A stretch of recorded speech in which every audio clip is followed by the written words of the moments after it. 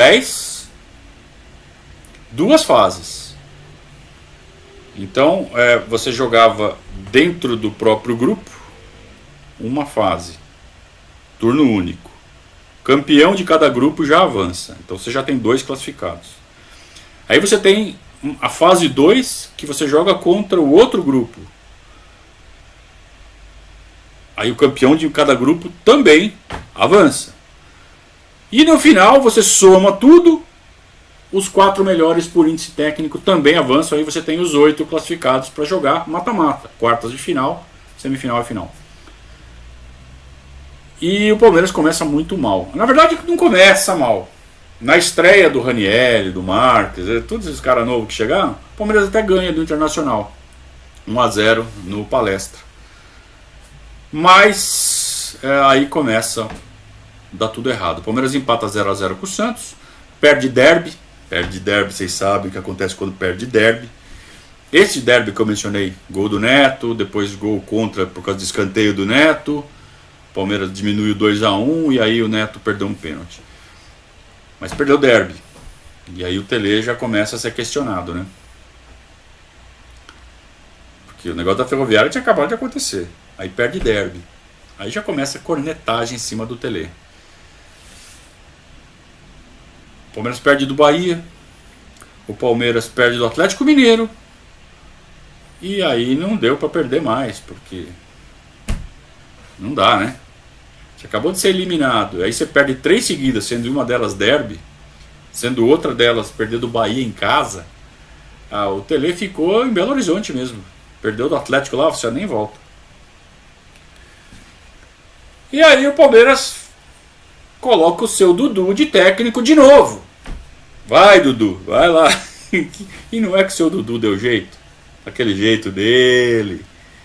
Não é que o Palmeiras começou a jogar bola na mão do Dudu. Vamos lembrar o time base dessa segunda fase, dessa segunda, depois da reformulação. O Palmeiras estava jogando com Veloso, Odair, time base, né? Claro que tem sempre uma mexida, né?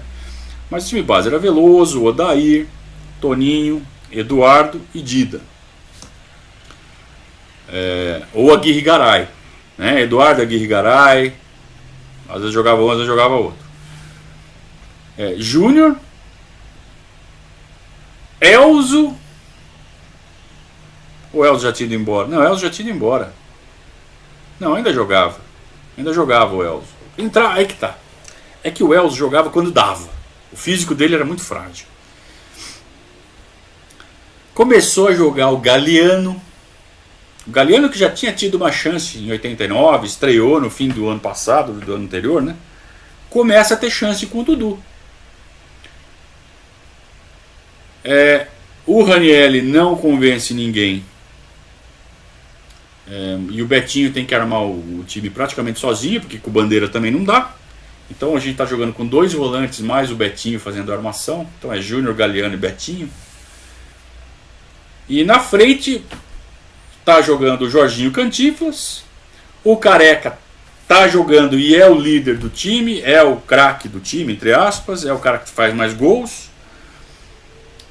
E na ponta esquerda joga o Erasmo, aquele que tinha vindo do Náutico. O Mirandinha cada vez mais sem espaço.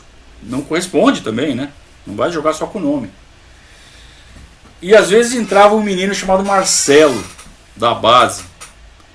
Forte e tal, mas ruim de bola, fraco. E é com isso que a gente vai tentar jogar o segundo turno, a segunda fase desse brasileiro, e precisa ganhar. Ou precisa ficar entre os 4 mais bem colocados. Mas o Palmeiras, nesse primeiro turno, ficou em último lugar.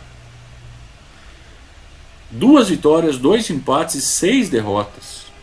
Ficou em último lugar ao fim do primeiro turno. Então, se você fizer pontos suficientes para ficar em 8º, quer dizer que você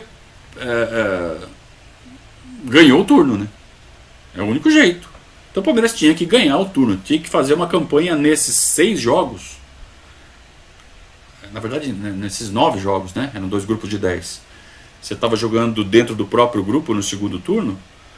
Você tinha que fazer 9 jogos, você tinha que fazer uma puta campanha. E não é que o Palmeiras fez? Não é que o seu Dudu deu um jeito no time? O Palmeiras fez 6 vitórias e 3 empates. Ganhou o turno invicto e se classificou.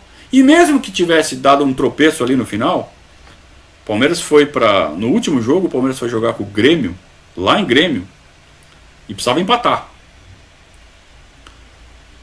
E trouxe o empate. O Palmeiras conseguiu trazer o empate. O Grêmio classificado, tranquilo, ficou em primeiro lugar na classificação geral, não tinha nenhum problema de ganhar, de classificar ou não. Então foi um jogo bem tranquilo. Por isso até que foi 0-0. Mas o Palmeiras estava muito tranquilo para se classificar na última rodada.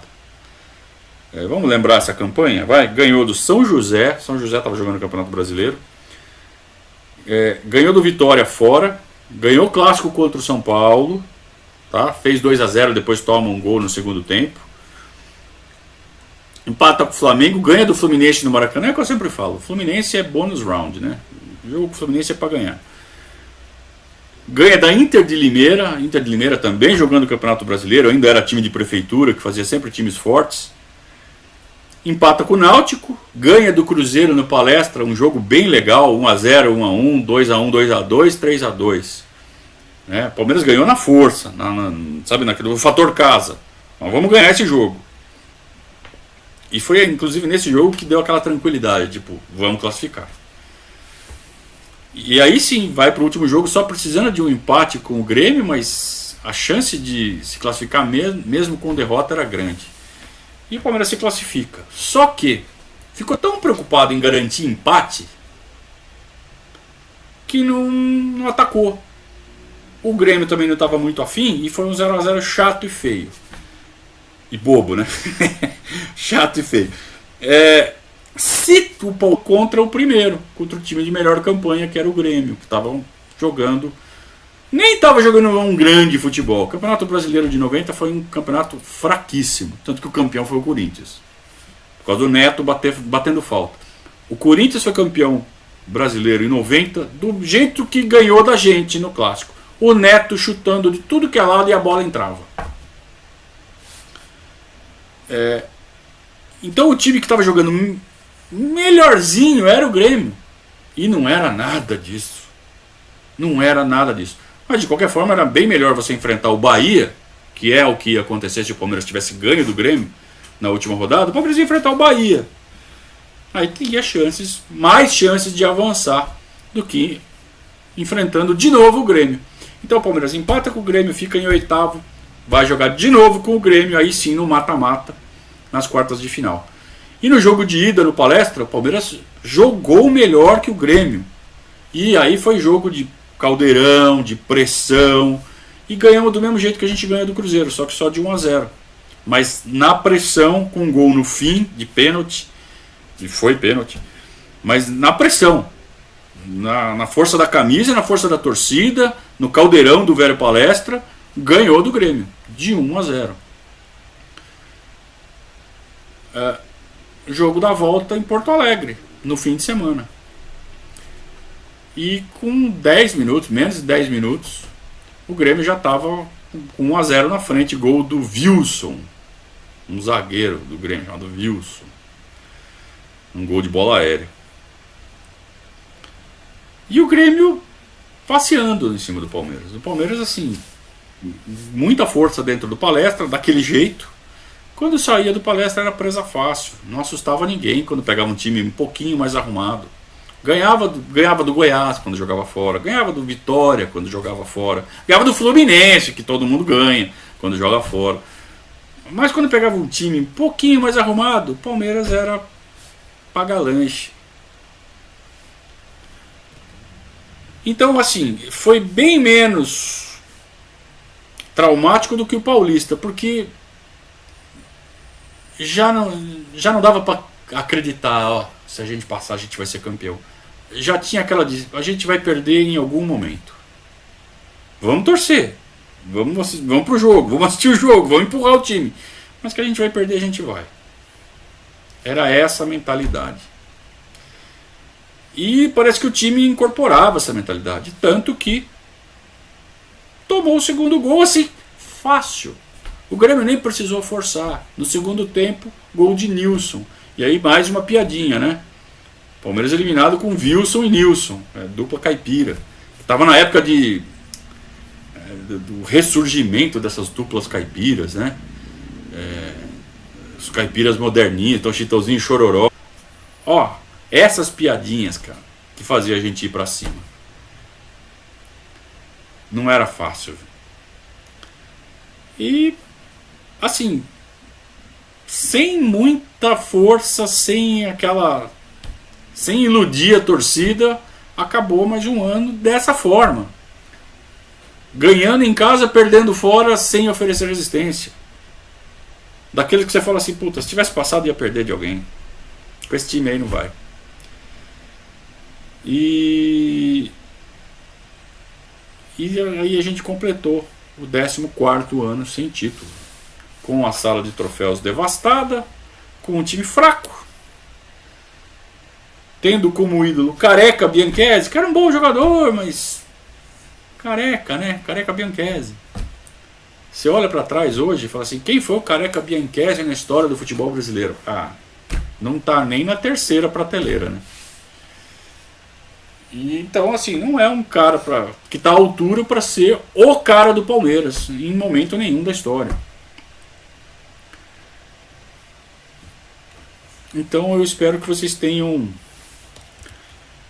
absorvido e entendido um pouco mais por que 93 foi tão importante. Era uma frustração atrás da outra. Mas vamos lá. Eu tô vendo daquelas também. O André Maia disse que ser palmeirense nessa época era prova de fogo. Era mesmo. Por isso que a gente fala. A gente criou casca. A gente que viveu a fila, a gente criou casca. O Alexandre concorda aqui comigo que depois da parmeirada com a Ferroviária é que a gente achou que nunca ia ser campeão mesmo. Agora não, se não for agora não vai mais. E acho que até aí foi isso, né, que levou a atos extremos, né? Aí lá na sala de troféus de quebrar. É claro que não é uma coisa que você pensa que você vai fazer. Você faz na hora da raiva, na hora da estupidez extrema. Repito, jamais justifica. E para mim é um crime que devia ser punido com cadeia, que quebrou os troféus do Palmeiras.